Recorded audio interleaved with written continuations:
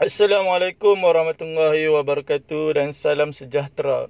Hari ini kita akan belajar tingkatan 4 KSSM bab 1 Warisan Negara Bangsa. Di bawah tajuk kecilnya latar belakang negara bangsa sebelum kedatangan barat.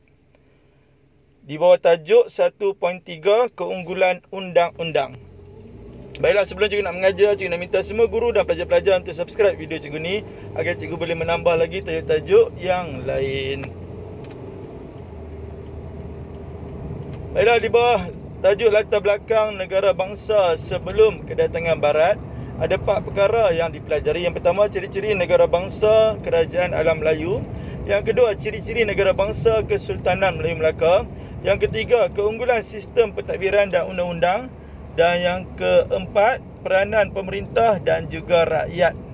Hari ini cikgu akan menyentuh dengan lebih lanjut lagi berkaitan dengan keunggulan undang-undang. Bila disebut keunggulan undang-undang dalam Kesultanan Melayu Melaka, ianya adalah berasaskan kepada syariah dan juga hukum adat. Jadi undang-undang Kesultanan Melayu Melaka adalah berasaskan kepada syariah dan juga hukum adat. Tujuan undang-undang dicipta adalah untuk melicinkan pentadbiran. Dalam Kesultanan Melayu Melaka terdapat 2 undang-undang, iaitu Hukum Kanun Melaka dengan Undang-Undang Laut Melaka.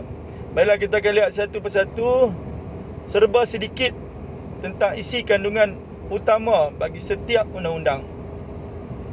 Okey, untuk Hukum Kanun Melaka terdapat 4 ciri yang utama ataupun 4 isi kandungan yang utama. Yang pertama tentang kekeluargaan, yang kedua ekonomi, yang ketiga peranan sultan dan pembesar, dan yang keempat jenayah.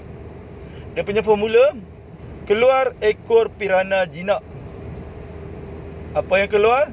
Keluar ekor pirana jinak. Tengok perangan formula. Keluar merujuk kepada kekeluargaan. Kekeluargaan berasal daripada perkataan keluarga. Keluarga pula cikgu ambil perkataan 2 di depan. Kelu dan tambah satu lagi R, menjadikannya keluar.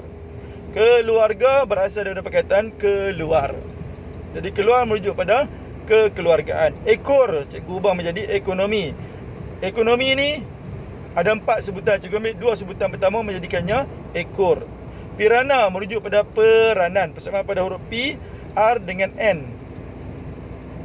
Jinak merujuk pada jenayah, persamaan pada huruf J dengan N di tengah-tengah. Jadi apa formula untuk isi kandungan Hukum Kanun Melaka? Keluar ekor pirana jinak. Keluar merujuk pada kekeluargaan, ekor merujuk pada ekonomi, pirana merujuk pada peranan raja ataupun sultan dan juga pembesar, jinak merujuk pada jenayah.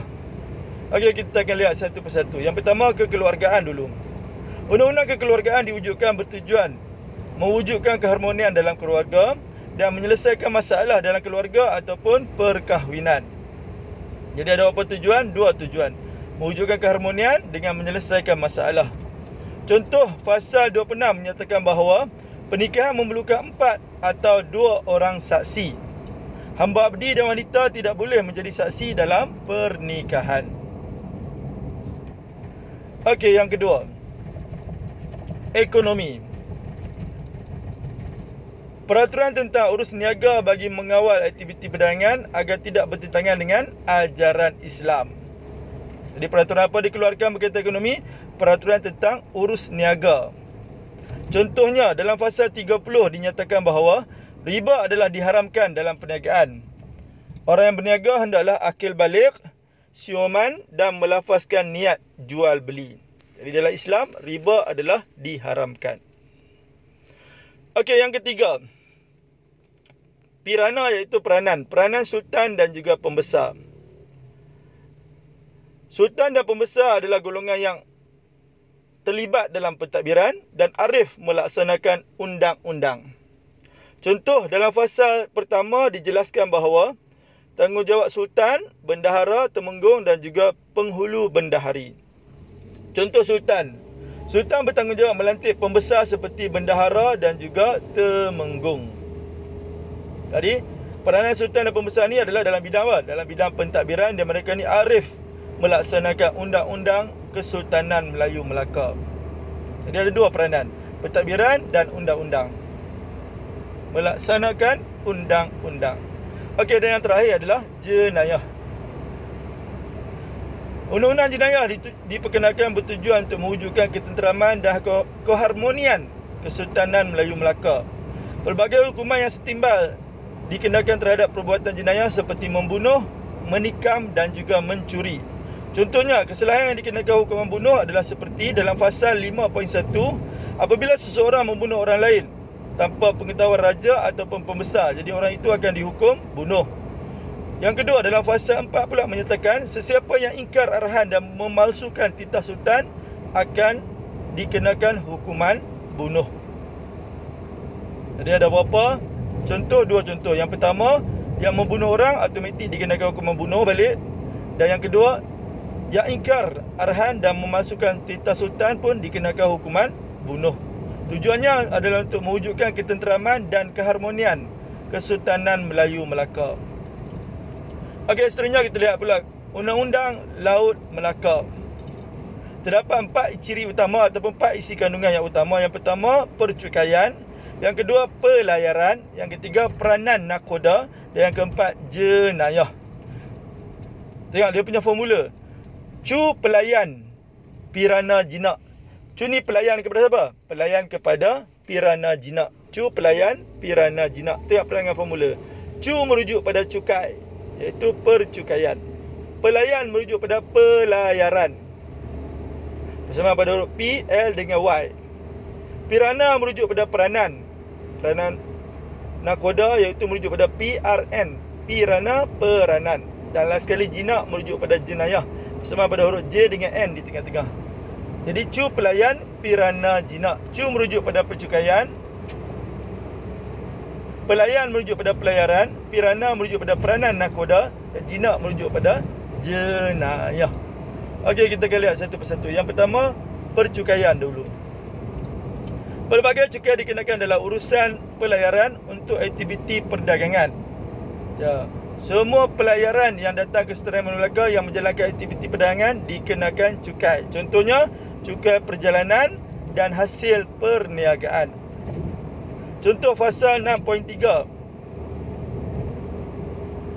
menyatakan bahawa nakoda menentukan jumlah cukai yang dikenakan terhadap penumpang, iaitu 1/10 daripada hasil penumpang. Jadi, siapa yang dapat mengenakan cukai? Mestilah nakoda. Nakoda mengenakan cukai kepada penumpang. Penumpang tu mereka mestilah dalam pelayaran bersama dengan nakoda. Jadi nakoda berhak mengenakan cukai kepada penumpang yang bersama dalam pelayarannya. Sebab penumpang itu akan menjalankan aktiviti perdagangan dalam Kesultanan Melayu Melaka. Okey, yang kedua, pelayaran. Undang-Undang Laut Melaka menjelaskan peranan beberapa pegawai selain daripada nakoda, seperti jurumudi, malim dan juru batu.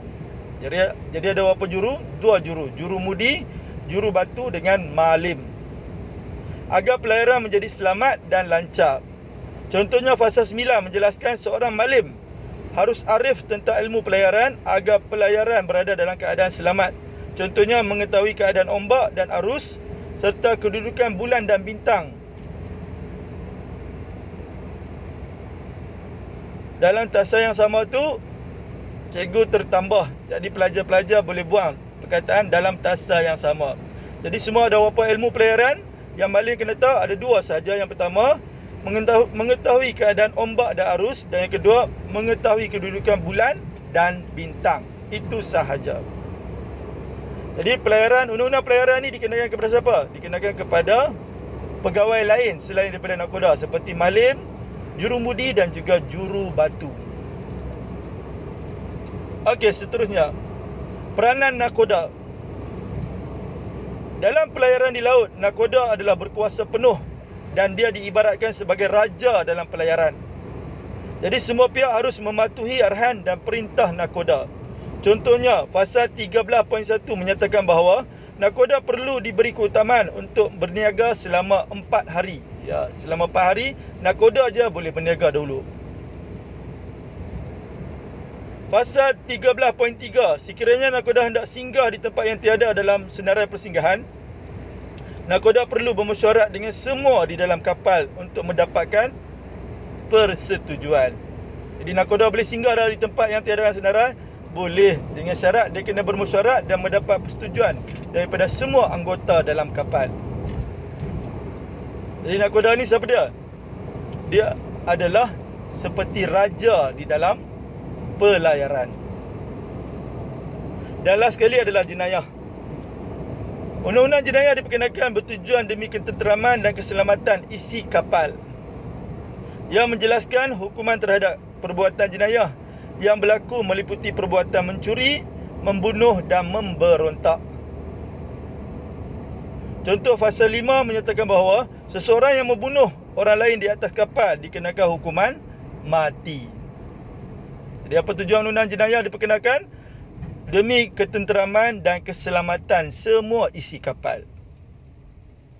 Okey, yang terakhir kita lihat contoh soalan struktur. Markahnya 244, iaitu 10 markah. Baiklah, kita lihat satu persatu. Soalan A dulu dia tanya, namakan dua undang-undang yang terdapat dalam Kesultanan Melayu Melaka. Apa kehendak soalan? Dua undang-undang. Dia nak kita namakan dua undang-undang. Kesultanan Melayu Melaka ada dua saja, Hukum Kandun Melaka dengan Undang-Undang Laut Melaka. Okey, tengok di ruangan jawapan. Dia ada nombor 1 Roman dan 2 Roman kan? Bermaksud pelajar perlu jawab terus, tak perlu ambil ayat pembuka. Jadi 1 Roman tulis terus Hukum Kandun Melaka, 2 Roman tulis terus Undang-Undang Laut Melaka. Okey, soalan B pula tanya, apakah perbezaan undang-undang di soalan 1A? Okey, ada 4 perbezaan semuanya.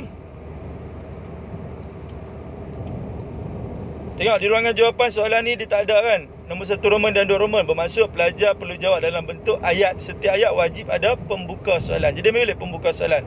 Perbezaan Hukum Kandun Melaka dan Undang-Undang Laut Melaka ialah Hukum Kandun Melaka menyatakan peranan Sultan dan pembesar. Ingat lagi dah apa formula untuk Hukum Kandun Melaka? Keluar ekor pirana jinak.